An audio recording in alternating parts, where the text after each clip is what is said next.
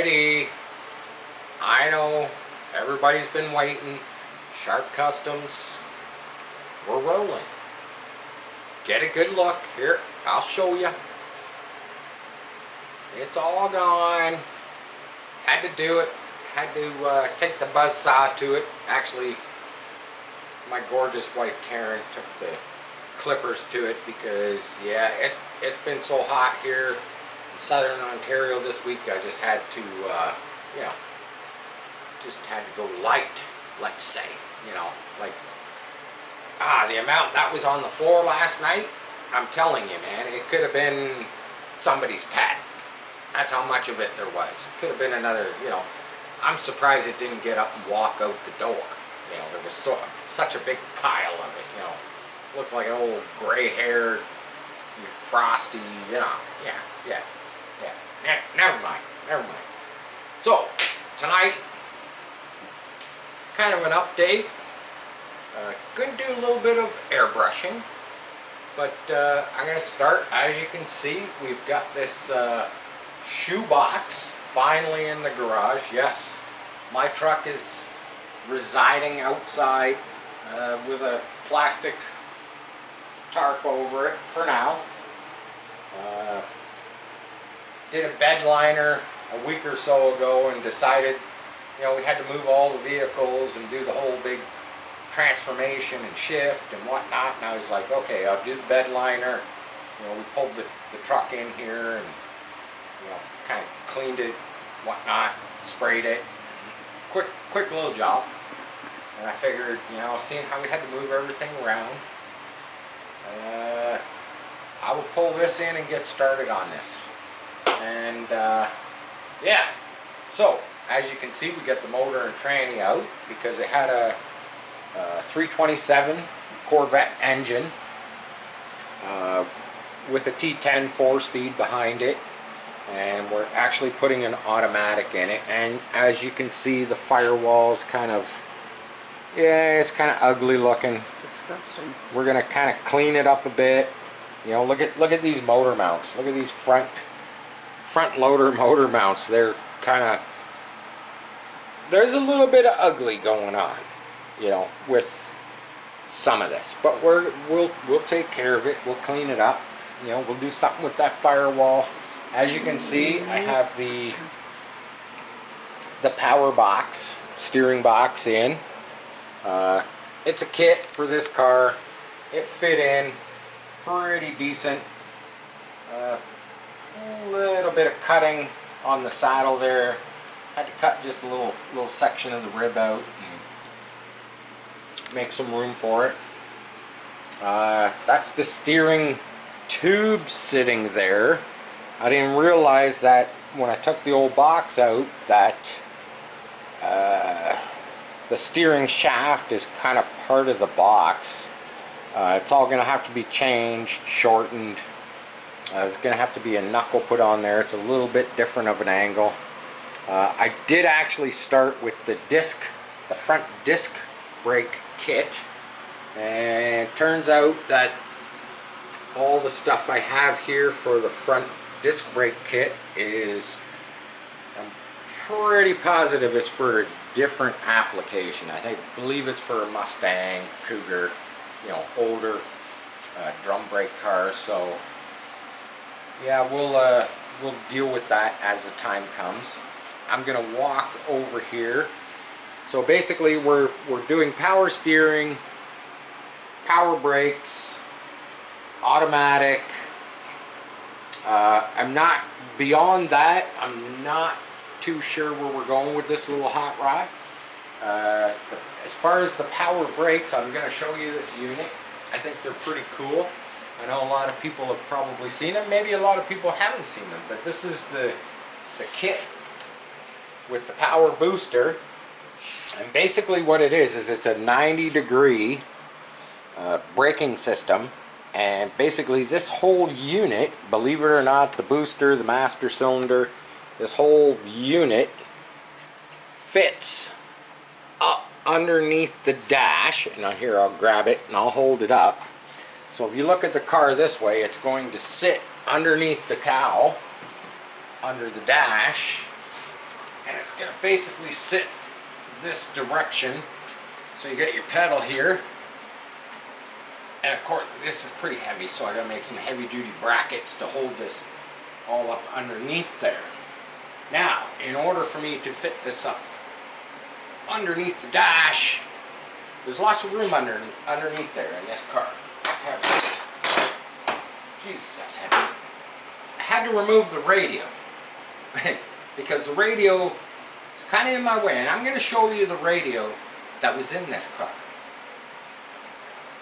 It's pretty nostalgic and it's pretty heavy, but this is the radio.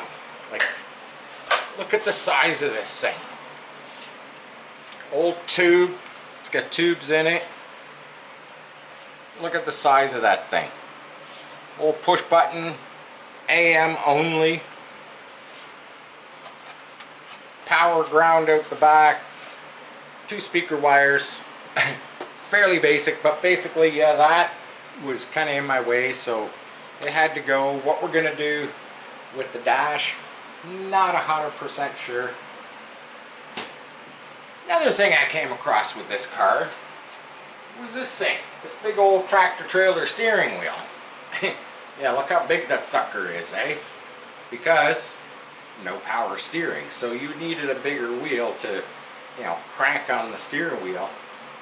So when I went to remove the column, part of the column, the box with the, you know, the solid shaft up the center that was fastened to the steering wheel, I was like, how's the steering wheel come off? I don't know a whole lot about the Ford, you know, this style. Let's just say I normally build hot rods kind of from scratch. You know, start with a body shell, you know, build a frame, put the drivetrain and everything in it, do the body work. That's, you know, this is kind of a first for me.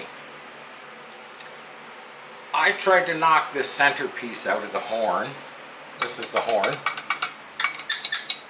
I tried to knock the centerpiece out. Now it wouldn't come. I thought maybe the little plastic center wouldn't come. So then, of course, you know, like most people, I resorted to Google, YouTube, whatnot, and I couldn't believe how simple it was. It was basically, think of this as your radiator cap.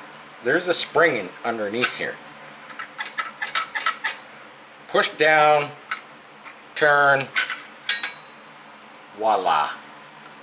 I was so kind of amazed, but at the same point it was like, because trust me, I tried a lot of things. I was almost to the point I was just going to break this, you know, off of the steering wheel, because I don't think that this steering wheel is going back in this car. Not with power steering. We can go with, you know, something a little fancier. Let's move on. Let's move on. Enough about the shoebox. You know, there's going to be lots of videos on this project. Going to be in here for a little while. So, where was I going? Oh, here we go. Here we go. Look, we got one of these. We got one of these. This is fresh. Fresh out of the molds. GT40. The 5 pieces. We got the tail. We got the center. We got the sills. We got the nose. Number 12. Has been posted. Look how that fits together. So nice for shipping, eh? I love it. Such a small box for a cool project for a quarter scale GT40. But it's still sitting here. It's been posted for over a week and it's sitting here. Might just become an addition to the family. Quickly, as you can see, we got this e-bike sitting here. This is an e-bike. Apparently this e-bike, pretty sure it's from Australia. That's what we're going to do a little bit of airbrushing on. But before I jump and grab the airbrush, and we're just going to do something on this battery compartment panel. That's a tongue twister. But I got the number 98 GT40 chassis sitting here. Basically, here's the motor out of it. Pretty sure my coil crapped out. I can get another one for it. That's not a problem. But I thought, I've been wanting to try something. So I thought, you know what, I'm just gonna pull this motor out. And I'm gonna try something a little different. And what I did is, so I had another, this is Zenoa. This is a Zenoa. This is an air-cooled engine. This is actually a marine engine. It has a cooling cap over the jug on the cylinder head. And basically what I've done, it was a direct fit. You know, of course you got to pull the whole thing all apart. It wasn't like, when I say direct fit, it wasn't like, oh, undo 4 screws, put the motor in, do it back up. It wasn't that kind of direct fit. It was a few hours work, pulling the rear end, pulling the clutch housing out, you know, pull the exhaust. It basically kind of stripped this whole back section out of the car. Because I had to put the clutch belt on this marine motor. But as far as that goes, kind of a direct fit. The engines are closely resemble each other. So yes, so basically it's liquid cooled, and you're going, oh, but you don't have a radiator or anything like that. So basically what I did is, on a 2-stroke engine, you can drill and tap basically like a nipple into the crank, which mine is actually underneath on the other side of this engine, and that tube comes up here to this. This is a diaphragm pump.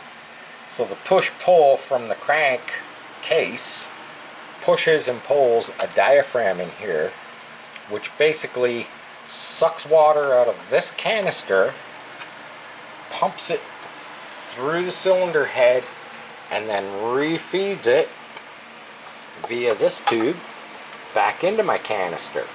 So basically what I do is I take this canister, I lift it up. You know, it's just a aluminum drinking flask, I guess you would call it. So basically I put cold water in there, and I put in a whole bunch of ice cubes, and I fill it. I put the lid back on it, and basically this little diaphragm pump, this is, I have not yet tried it. I did run it earlier tonight, and I'm thinking I can get probably somewhere in the neighborhood of about a 10-minute run before the water inside the reservoir actually gets to the point that it's not really cooling the marine engine anymore. But normally I only run these things for, you know, that time frame anyway, about 10 minutes. You know, 10 minutes, you only get about 15 minutes run time on the amount of fuel that I put in it. But I'm sure we will do a video of this running, because I'm telling you right now, this motor, you look at this flywheel, this diameter, about 4, maybe 4.5 inches. It's got fins on it to cool the head, so there's a little bit of drag there. And I was thinking about that. I was like, wow, the flywheel's a little bigger, it gives this motor more torque, but at the same time it drags it down because of the fins, whereas this marine motor, the flywheel is about half the diameter and has no fins. So it's just a pure rotating mass, you know, of energy. And this thing sounds so snappy. I think we're going to be able to do some really bitchin' donuts with this motor in it. And I can't wait to try it. So now we're jumping again. Like I said, I was going to be all over the place. I'm just winging it tonight, just to put some content out there for my subscribers, my new subscribers, you know, my friends, my family. everybody that watches Show Customs, I say I grab the airbrush and I blow some lightning on this electric bike. It makes sense, doesn't it? You know, it's an electric bike. Let's put some lightning on it. I would have liked to have done a logo of some sort, you know, some words or something. I don't know. Ride the lightning. Maybe this bike apparently is super fast. This bike is super fast. You know, faster than it's supposed to go. Could have maybe put I don't know, death trap. You know, I don't know, something like that. Let's blow some lightning on it. What do you say we do that? I know y'all like to watch me paint and airbrush and whatnot. I like it when I get the opportunity to airbrush. I've got a little bit of white here mixed up. Just gonna do the traditional, you know, got some blue mixed up here. Hopefully the compressor, you can see I was practicing on this little foamy piece on the GT40. I was actually practicing, look, on the tires. I was just getting, you know, just get my trigger action going. It doesn't matter, these are foam. It'll just wear off next time I take it out. You know, I could do some fancy schmancy patterns on the foamy tires. I could even do something fancy. I could make it look like treads, you know,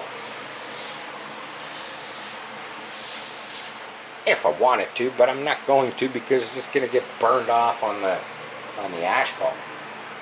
So what I'm thinking for this, you've all seen me do the lightning. I did the lightning on the helmet. This is a little bit bigger panel. I was just going to say I'm not going to touch it, but there was some dust on it. I say I just grab a piece of paper. I just grab a piece of paper. We need some type of, you know, cloud. Some type of cloud formation. And just start up here. Do them this way. Or do them this way. Yeah, we'll do them this way. Why not? We don't want to duplicate.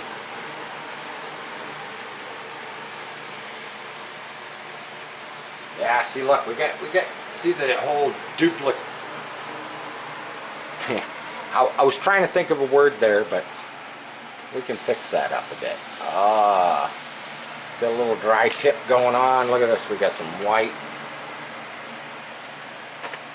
It's kind of what happens when you don't get your, you don't have your paint mixed right. Yeah, we covered it up. Not a problem. Just highlight these a bit.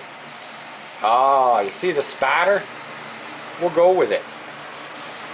We'll go with the spatter. A little bit of spatter.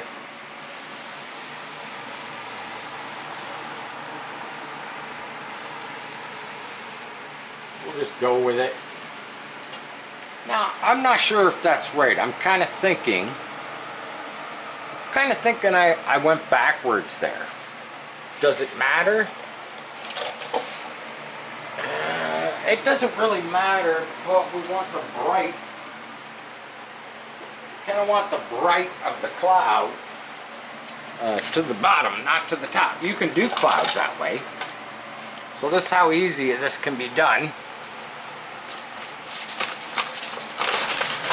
Settle down, bike. Settle down. Look at that. It's trying to take off already. I ain't even done the paint. There we go. A little Scotch-Brite.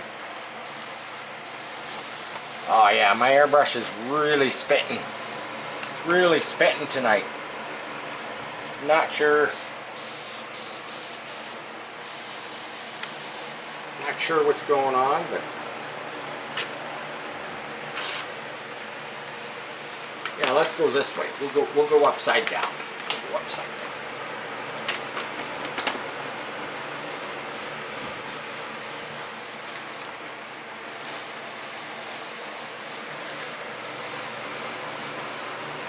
We don't need that many.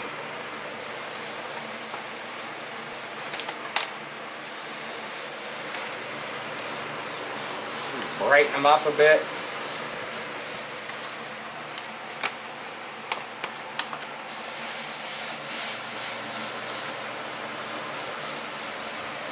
There we go. You're going to have to keep checking this constantly because now, should I do one bolt or should I do multiple bolts?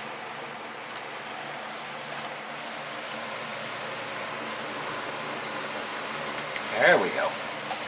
I'm just going to go for it. I think we're going to do two lightning bolts. How about that?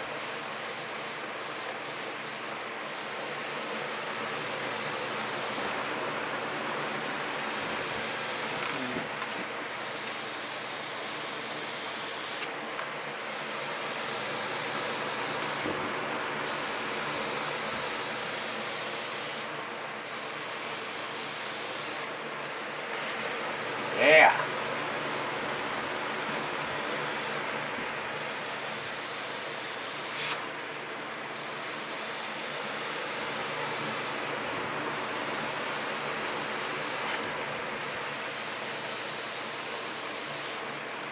I love doing lightning because to me it's like, I'm just gonna say it, it's pretty simple, you know. Does it take practice? Everything with the airbrush takes practice. It takes practice, you know, kind of honing the airbrush itself. So basically, there you go. We got some lightning. There you go. That's it for Sharp Customs. Thank you. See you later. No, I'm kidding. I'm kidding. I'm kidding. I'm gonna do some more. I'm gonna brighten this up.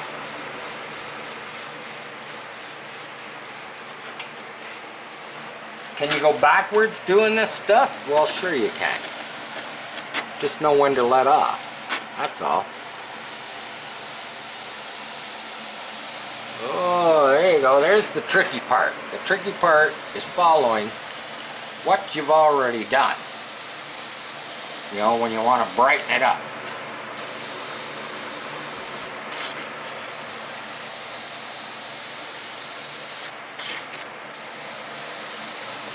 Now when I'm coming in, when you see me start, and I come in like this, I don't get the paint going. I got the air going, but as I approach, you know, the tail, like here, like I won't just start there. I won't start there and start going on that tail because I'll end up with a real, you know, a hot spot there. Basically, I need a little bit more there, so I'll probably start back here, bring it in, and then kind of come to that tail. You know, you can put hot spots there. You know, you could put little bright spots like that. You could do that. That's not a problem.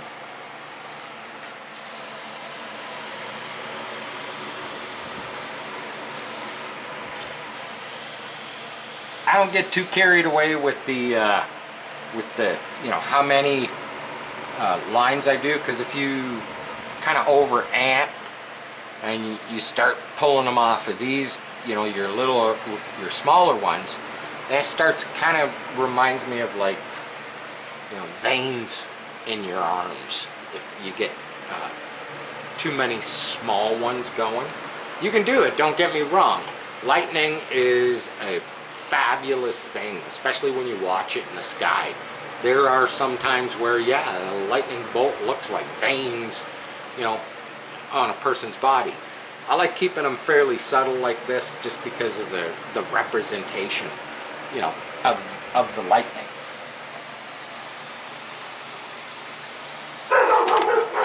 Oh, there goes Mad Max. He's mad at something out there. Could be a raccoon.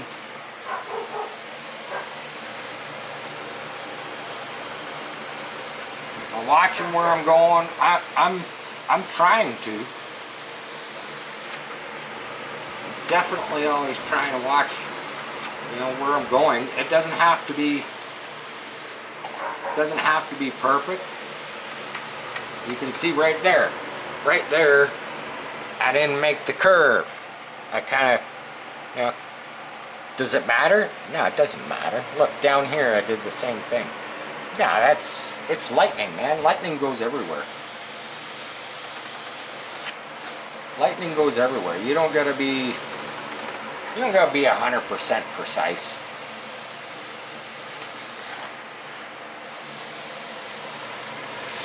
It's more about what you think it looks like overall.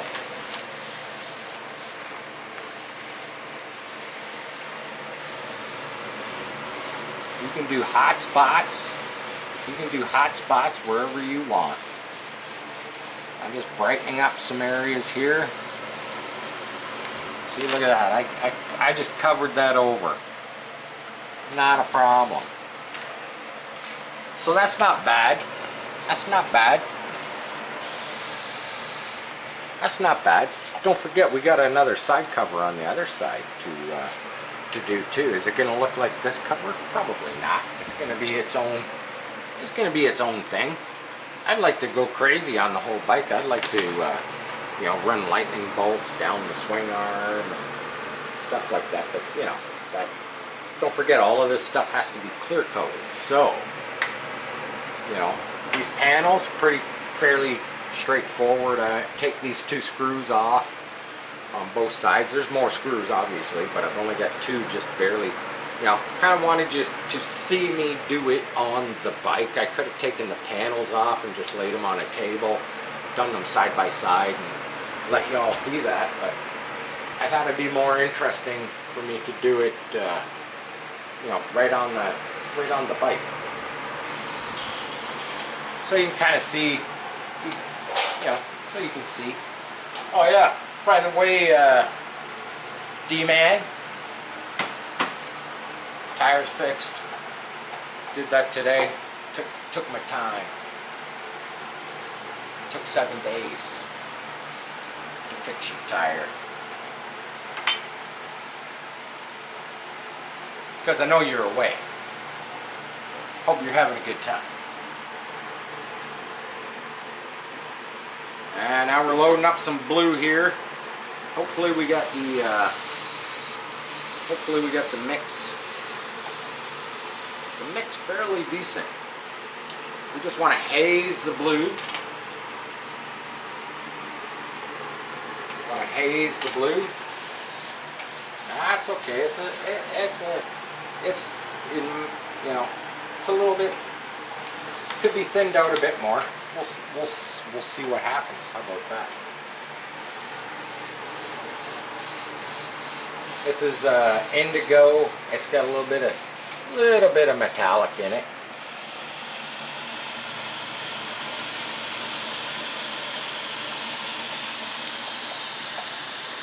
I'm just hazing it over the white. That's all I'm doing.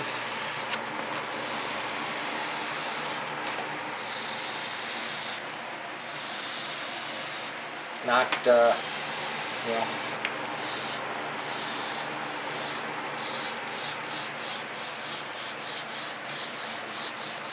not precise. I could have did something different here. I could have, I don't know.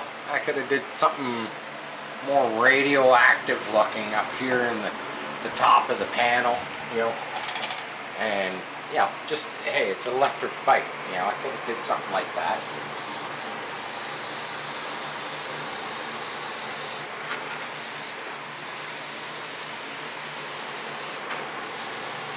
Lightning is always cool.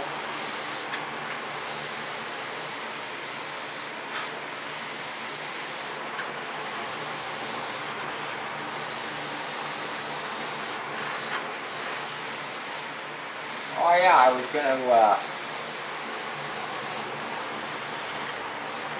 gonna turn my fan off. It's, you know, it's not that noisy, but you know.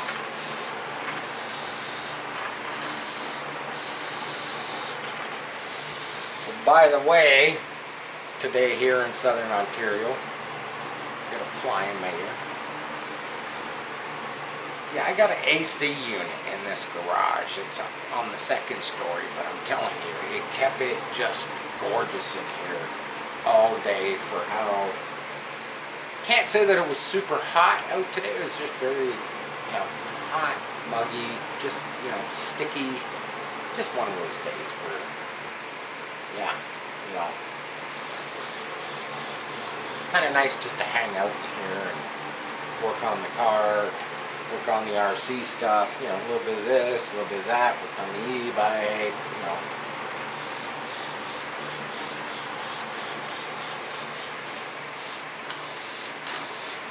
Of course, my beautiful wife, the camera girl, she likes to hang out outside in the heat, you know, transplanting flowers and tomatoes and tomatoes.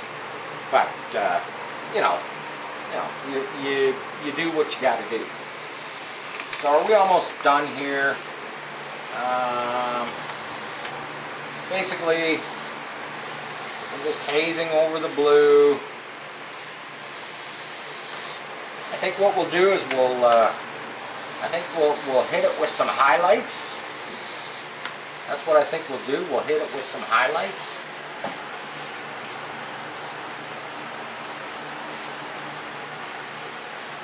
Yeah, we'll hit it with some highlights, some white. Looks pretty bitchin' just like that.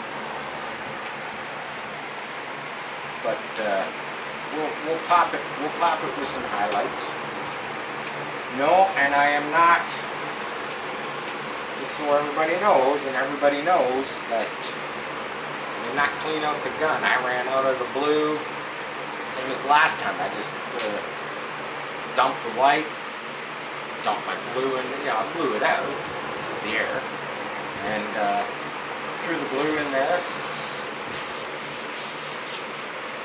Why waste the time or the energy to do that? Now we're just going to do some highlights.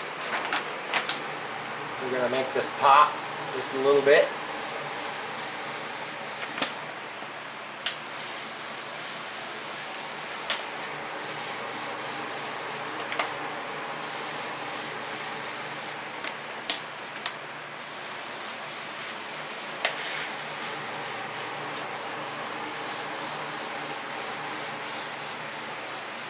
We need them, we need the hot spots.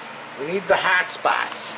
Now this is where I'm going to refine a wee bit, and I got to get a little more precise because I've got to stay, you know, don't want to weave kind of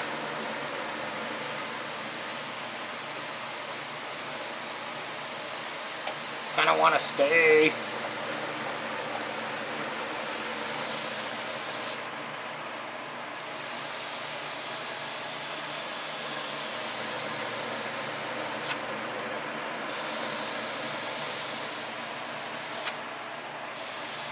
This is where it gets a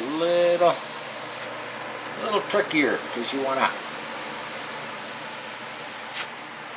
to keep it. You want to keep it within your boundaries. You can float. You can float a little bit, but keeping it more precise. And I know it's hard when you're going over where you've already gone, and you got the airbrush kind of, in your way. Look ahead of. That's all I can say. Look ahead of what you're doing, because I just have always found that to be, kind of the thing to do. Look ahead. Look ahead. Look ahead of where you're going. I know it sounds weird, but that's. Could I go backwards if I went this way? Could I do that? I probably could, but I wouldn't get the same effect. I like the flow. That's really all I can kind of say about that. If I feel like I'm putting too much paint, I just start moving a little faster.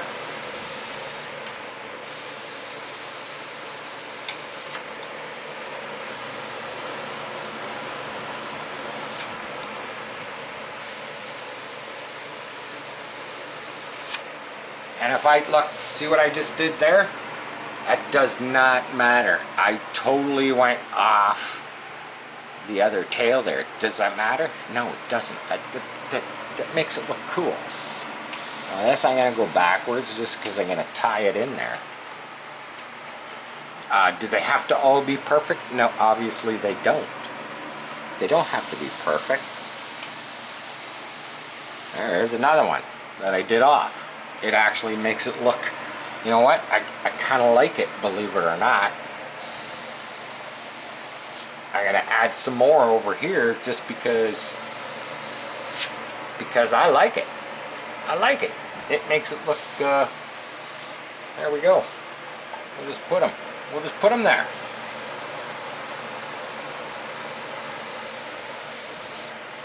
Just put another one. Put a little one.